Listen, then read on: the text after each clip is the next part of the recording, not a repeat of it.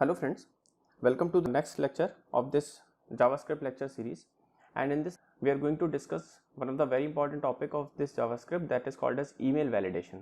Okay, so there are many ways by which we can perform this email validation, but in this lecture we'll try to take a look at very basic email validation, and we are not going to use any advanced features such as regular expression or anything else.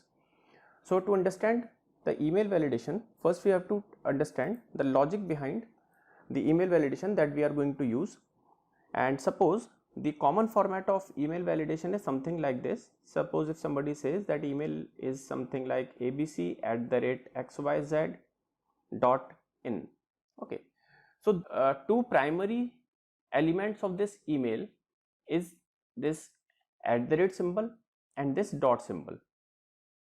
Okay, so on the basis of these two symbols, we'll try to validate our email field. Okay, so what we'll do, we'll try to fetch the value of this symbol and we'll name it as @pos, that is @position.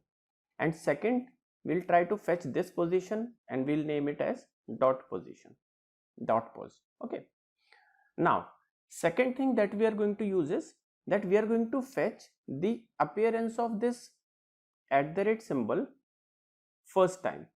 So we are going to fetch its first appearance. Okay, and if we talk about this dot symbol, then we are going to fetch its last appearance. Okay, because it may be possible that email may contain that somebody says ab.cd@xyz.com. So you can see this dot position may appear more than once. So we'll need this dot position. That's why I have said this last appearance. Okay, and we'll talk about the first appearance of this symbol. Okay, now our condition will be something like that before this symbol there must be at least one character. Okay, and then after this symbol, or you can say before this dot symbol, there must be at least one symbol, and after this dot there must be at least two symbols or two characters. Okay, so this is very basic email validation that we are going to perform using JavaScript. Okay, so our condition will be something like, if somebody says okay, write these conditions. So what we can do here, first suppose if I say the position is appear inside @pos, so I'll say that if @pos is less than 1. What do I mean by that?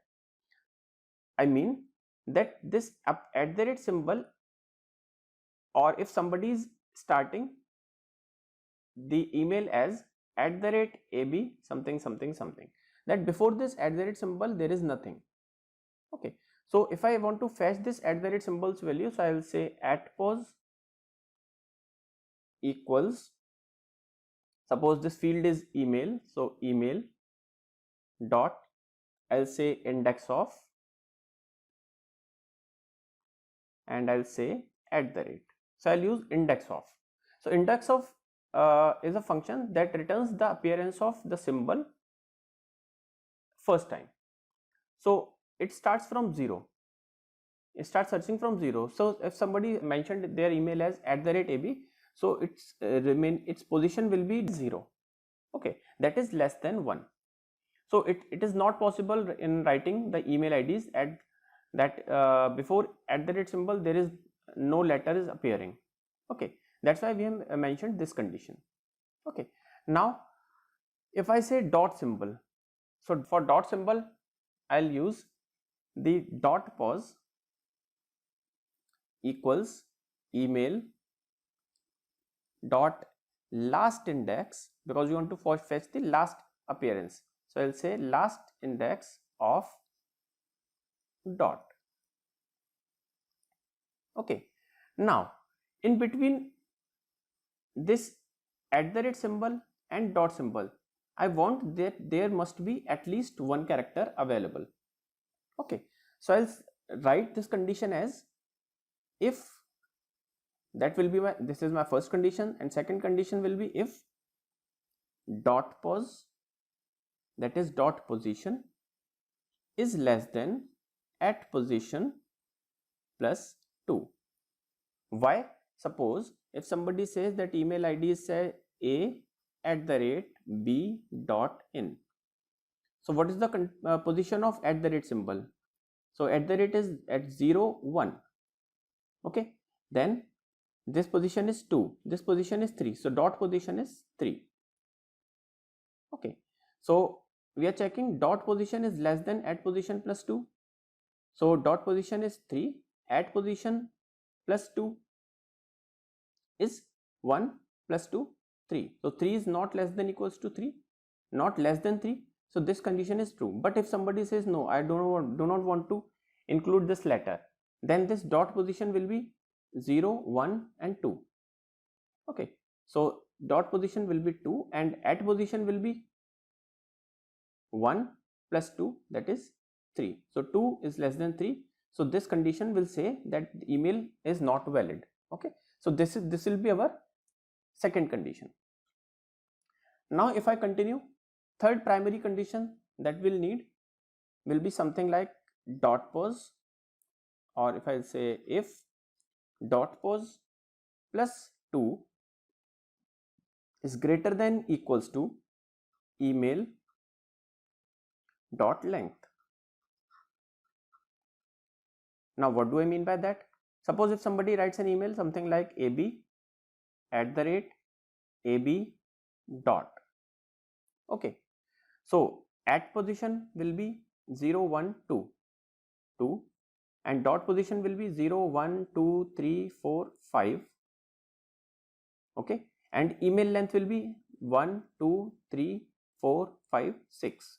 So length will be 6. So my condition is dot pos plus 2. Dot pos plus 2 means 5 plus 2 is 7 is greater than equals to email length. Email length is 6, means I have not included any character after this. Okay. So in this will be our third condition to check. So in this case also our message will be popped out as that email is not valid. So let us come to the practical part so that we can understand these conditions in the practical way. So first of all, I will have to fetch this email field. So I have already designed this email form. Inside this I have created this email field which contains a text box and a check button, and on click of this check button we are calling this function named as validate, which will be implemented inside JavaScript code. So I'll say where email equals, I want to fetch the email field's value. So we can see this is input type equals to text and its ID equals to email. So we'll use the method document dot get element by ID, and what ID I want to follow? Fetch email ID, that is email, because its ID is email, dot value. Okay. Now I want to fetch the at position. So I'll say where at pos equals to email dot index of what? At position, that is at the rate symbol. Then I'll say where dot pos equals to email dot, I'll say last index of dot symbol. Okay. So these are my prerequisites on the basis of which I'll write the conditions. So first condition is if at pos, as I've discussed in the theoretical section, that if at pos is less than 1, then I will say alert, please enter valid email. Okay. And we can check that what part is generating this error. So for that, writing at pos error, so that if the error is generating, we can check that which particular condition is generating an error. Okay. And then I say document dot get element by ID, that is an email part, dot focus. Okay. So that the focus should be at this particular email field. Okay.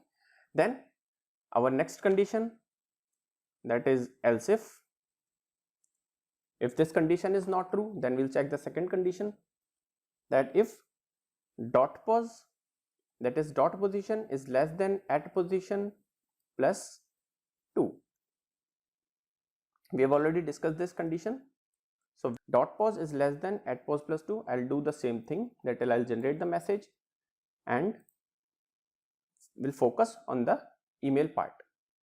Okay, then my third condition, that is regarding the length, dot pos, that is dot position plus 2 is greater than equals to email dot length. Okay, and if this condition is true, I'll do the same thing and I'll say this.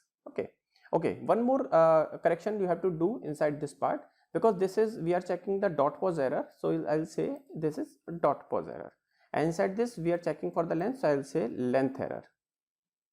Okay, so that we can get appropriate messages. Else, at last, if none of these condition is true, means our email is valid. So I'll say alert email is valid.